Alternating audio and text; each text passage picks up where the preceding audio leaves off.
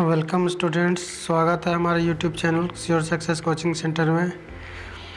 कल मैंने आपको सेक्शन बी के बारे में बताया था। चलिए आज हम लोग सेक्शन सी के बारे में अध्ययन करते हैं, उसके बारे में जानकारी प्राप्त करते हैं। हमारा सेक्शन सी जो है लिटरेचर है, टेक्स्ट बुक से जुड़ा हुआ सवाल है। तो उसमें पहला जो हमारा है प्रोज है, सेक्शन मतलब बुक से गद्यांश है। आई started right away the Montessori nursery school.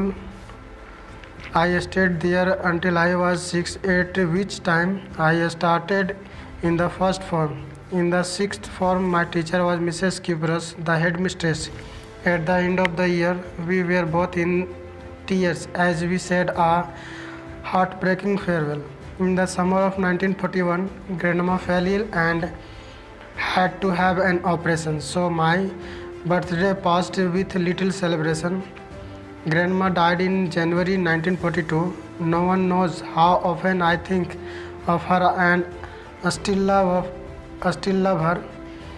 This birthday celebration in 1942 was intended to make up for the other, and grandma's candle was lit along with the rest. इसका अर्थ जो है, मुझे Montessori nursery school भेजा गया। मैं वहाँ 6 वर्ष तक की आयु तक रही। 6वीं वर्ग में मेरी जो अध्यापिका शिक्षक श्रीमती क्यूपरस थी। साल के अंत में दोनों की आंखों में विदाई के आंसू थे। 1941 की ग्रीष्म ऋतु में दादी माँ बीमार पड़ गई तथा उनका ऑपरेशन करना पड़ा, इसलिए मेरा जन्मदिन छोटे से प्रोग्राम के साथ गुजर गया। 1942 में उनकी दादी परलोक सिधार गई। उसने उसके बारे में काफ़ी सोचा कि वह उसे अब भी प्यार करती थी। 1942 में उनका जन्मदिन काफ़ी उत्सुकता के साथ मनाया गया। बाद में सभी ने दादी माँ को याद करते हुए कैंडल जलाया। तो पहला जो प्रश्न हमारा है, तो who is the speaker of these lines.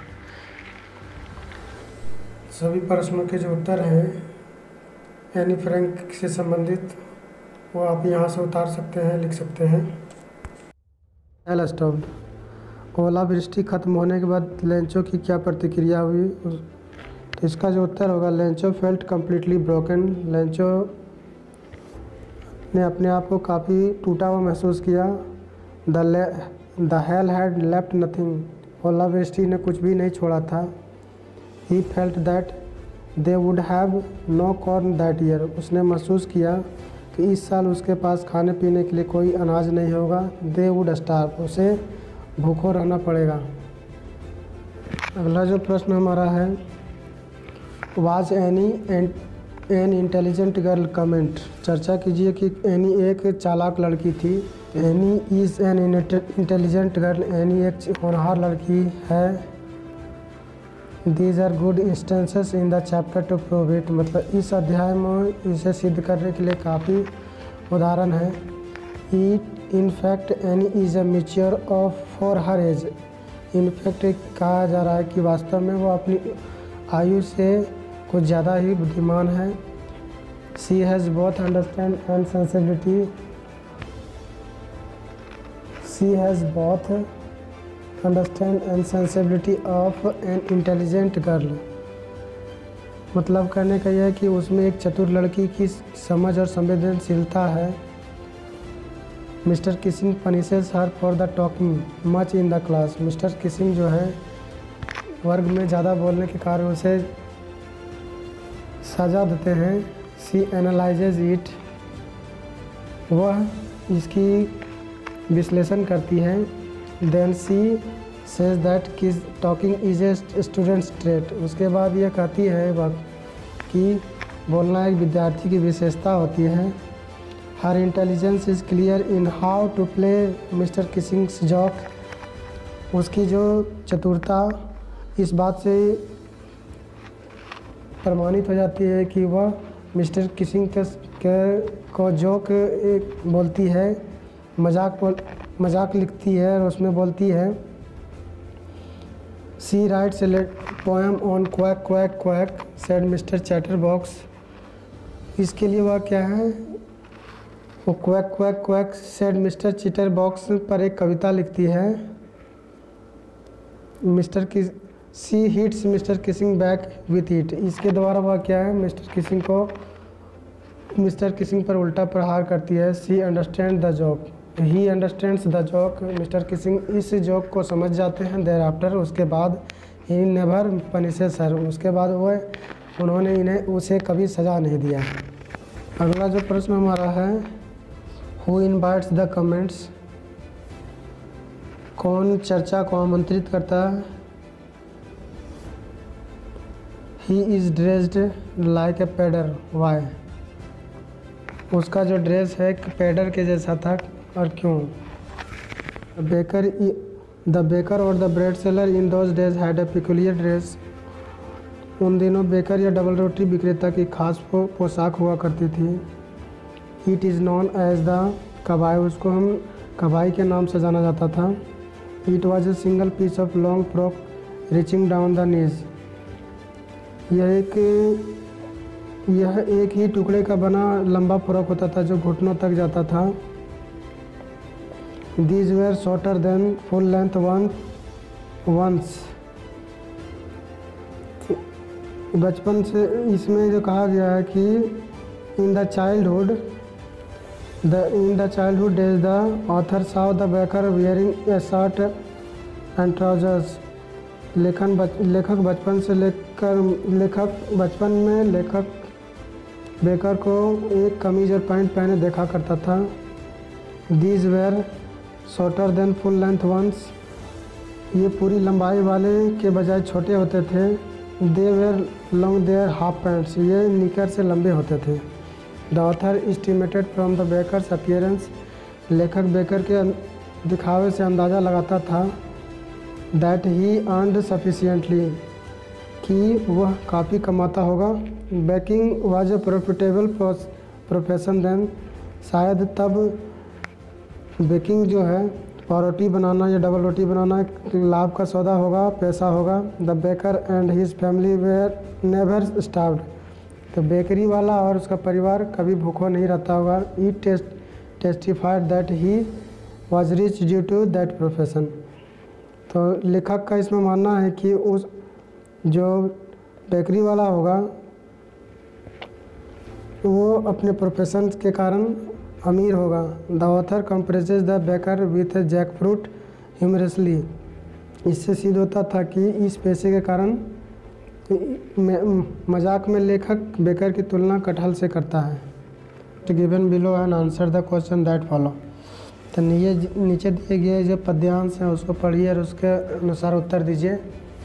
He hears the last voice at night, वह रात में द पेट्रोलिंग कार्स, रात के समय जो पेट्रोलिंग कार्स गश्त लगाते हैं उसकी अंत में रात में वह उनकी आवाज़ें सुनता है। And stairs with his brilliant eyes at the brilliant stars, और वह अपनी चमकती आंखों द्वारा चमकते हुए तारों को घूर घूर कर देखता है। तो हमारा जो पहला प्रश्न है, who has written these lines, इस कविता को किसने लिखा है। Name the poem from where this extract has been taken, किस कविता से ये लाइनें ली गई है, पंक्तियाँ ली गई है। तो ये पंक्ति जो है ए टाइगर इन द जू कविता से ली गई है। दूसरा जो प्रश्न है, who has written this line, इस कविता को किसने लिखा है। तो इस कविता को लेस्ली नॉरिस ने लिखा है। तीसरा जो प्रश्न हमारा, what do the patrolling cars do, patrolling cars क्या करते हैं। तो patrolling cars are patrolling the area, मतलब उस क्षेत्र की रात में निगरानी करते हैं, देखभाल करते हैं। अंतिम जो प्रश्न है, at what does he look at the night, रात्रि के समय वह किसे देखता है। तो the tiger watches the stars at night, बाघ रात्रि के समय तारों को देखता है। अगला जो प्रश्न हमारा है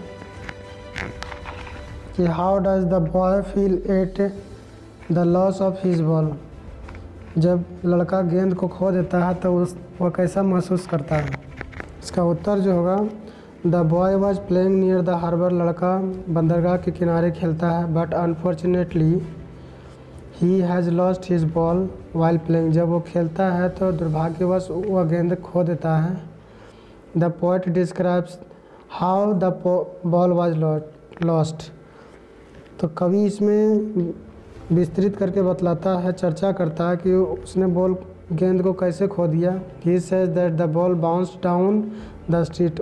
वह कहते हैं या वह कहता है कि गेंद जो है उछलते हुए नीचे गली में चला गया। Then it went to the river. उसके बाद वह पानी में चला गया। The boy felt an emotional shock at this loss. लड़का इस चीज़ को खो देने के बाद एक इमोशनल तौर पे बहुत ज़्यादा वो दुखी हो जाता है। कौन क्वेश्चन है?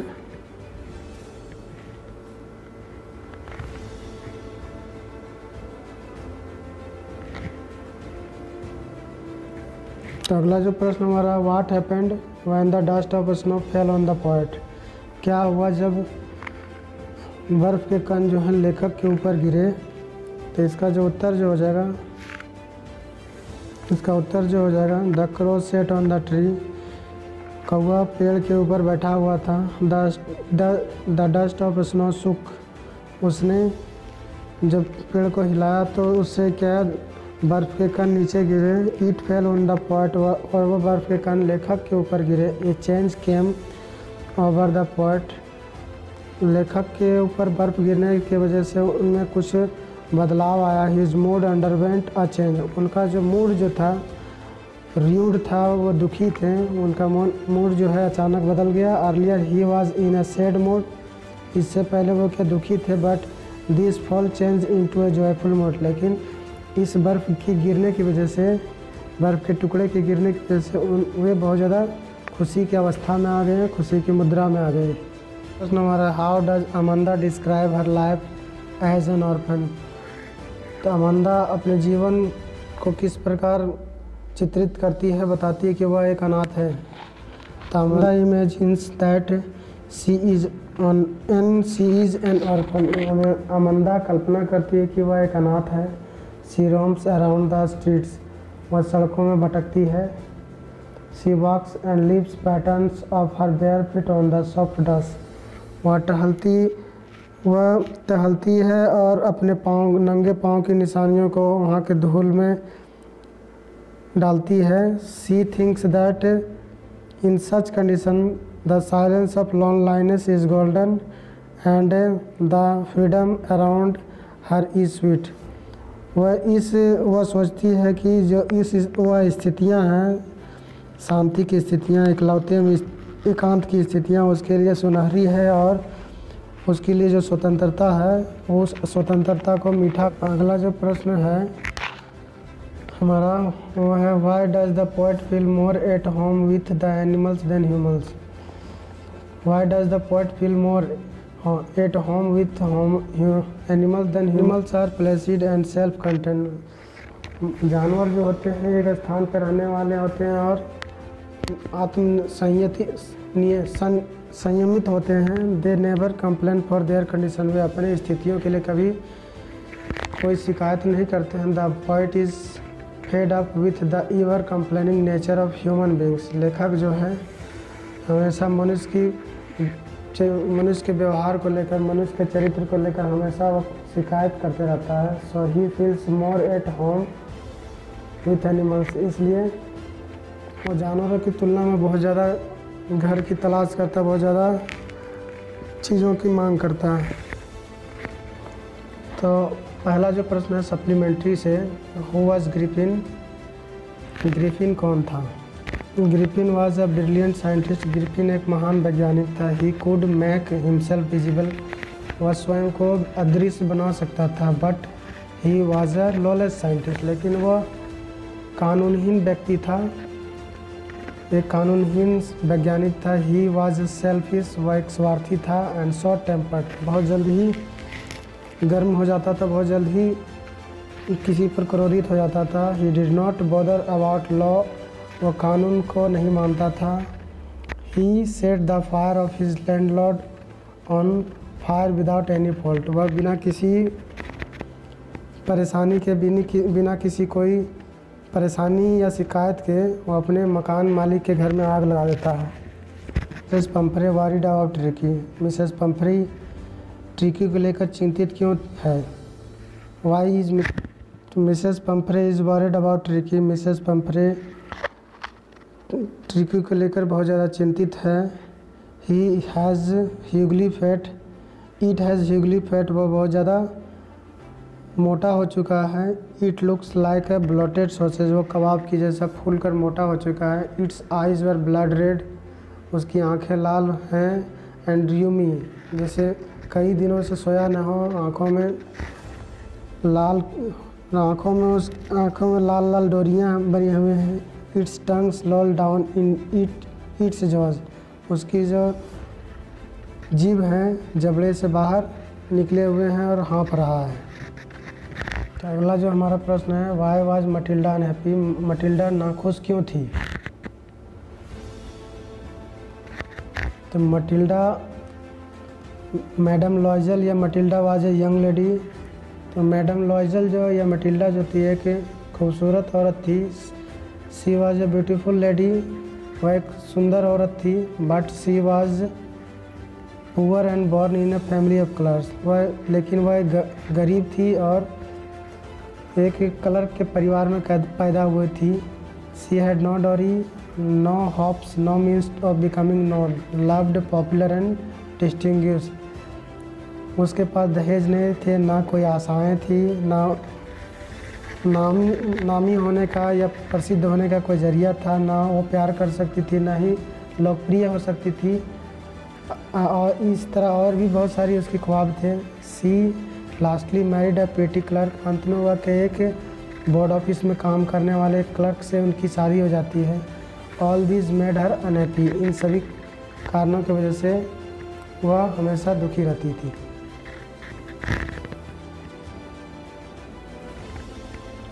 तो अगला जो प्रश्न हमारा है, give a character sketch of Anil. Anil का चरित्र चित्रण कीजिए। Anil is a young man of 25। मतलब अनिल एक 25 साल का नवयुवक है। He is kind, simple, easy going. वह दयालु, साधारण और चिंता रहित आदमी है, व्यक्ति है। He has very big heart. उसका दिल बहुत बड़ा है। He accept the narrator who is a thief. वह कथाकार को या वर्णनकर्ता या कहानीकार को स्वीकार करता जो एक चोर है। The thief works for him. चोर उसके लिए कार्य करता है। He cooks food for him. For Anil, वह अनिल के लिए खाना पकाता है। Anil treats him nicely. Anil उसके साथ अच्छी व्यवहार करता है।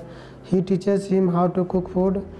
वह उसे खाना पकाना सिखाता है। He also teaches him how to read and write. वह उसे यह भी सिखाता है कि कैसे पढ़ना है, कैसे लिखना है। Anil brings some money one day. एक दिन अनिल कुछ पैसे लेकर आता है। The thief steals it. चोर उसे चुरा लेता है। But he comes back. लेकिन वह वापस लौट आता है। There is a change of heart in him. उसके हृदय में, उसके दिल में बदलाव आ जाती है। Anil knows that he has stolen his money. Anil जानता है कि उसी ने उसके पैसे चुराए हैं। But he does not react. लेकिन वह कोई प्रतिक्रिया या जवाब नहीं देता है। He accept the thief because the thief is now changed. वह चोर को स्वीकार करता है क्योंकि वह चोर अब बदल चुका है। Thus Anil is a great man. इस प्रकार अनिल एक महान व्यक्ति है। He changes a thief into a good lad. उसने एक चोर को एक अच्छे आदमी में बदला। Griffin was rather a lawless person. Comment. चर्चा कीजिए कि ग्रिफिन एक कानून का ना मानने वाला व्यक्ति था। तो इसका उत्तर जो हो जाएगा, any facts in the story proves that Griffin was a lawless person. इस कहानी में बहुत सारे तथ्य हैं जो सिद्ध करते हैं कि ग्रिफिन एक समाज विरोधी व्यक्ति था। He did many anti social acts but he never felt guilty. और बहुत सारे समाज विरोधी काम करता है, किंतु कभी उसने अपना दोष नहीं माना। First he set fire to his landlord's house. प्रथम बात यह कि उसने अपने मकान मालिक के घर में आग लगा दी। He ran away after making himself invisible. वह स्वयं को अदृश्य बनाकर वहाँ से भाग निकला। ही वॉज विदाउट क्लोथ्स, वह बिना कपड़ों का था। The bitterly cold London air troubled him much, London की ठिठुरती हुई ठंड जो है उसके लिए बहुत ज़्यादा परेशानी पैदा कर रही थी। So he slipped into a London store for warmth, गर्मी के लिए वह लंदन स्टोर में घुस जाता है। There he stole clothes and food, वहाँ पर वह कपड़े और भोजन चुरा लेता है। His next victim was a shopkeeper of theatrical goods, उसका अगला जो शिकार जो था नाटक कंपनी में, उसने क्या है सामान चुराए, वहाँ का दुकानदार था। Once again he stole the goods from there, एक बार फिर वह वहाँ पे सामान चोरी करता है। He attacked the shopkeeper also from behind, उसने दुकानदार पर पीछे से हमला किया। In the village of Iping he stole money from the clergyman's house, उसने वह आइपिंग गांव में पहुंचता और वहां पर जाने के बाद उसने एक दुकानदार के यहाँ सामान चुरा लिया, एक दुकानदार के पैसे चुरा लिए। When the people suspected him, जब लोगों को उस पर शक हुआ, he got angry and beat them, तो वह क्रोधित हो गया और वह लोगों को पीटने लगा। तो आज मैंने आपको 10वीं वर्ग की जो इंग्लिश के जो सैम्पल पेपर थे उसका समाधान बताया। आने वाले दिनों में और भी मॉडल प्रश्न प्रारूप के समाधान लाए जाएंगे, इसलिए यदि आपने हमारे वीडियोज़ को लाइक नहीं किया तो लाइक कीजिए, चैनल को सब्सक्राइब कीजिए तथा बेल आइकन की घंटी को प्रेस कीजिए ताकि आप तक लेटेस्ट वीडियोज़ की अपडेट पहुंचती रहे। इस वीडियोज़ का लिंक डिस्क्रिप्शन में मिल जाएगा, जहां से आप डाउनलोड कर सकते हैं और अपने इच्छा अनुसार इसे इस्तेमाल कर सकते हैं। धन्यवाद।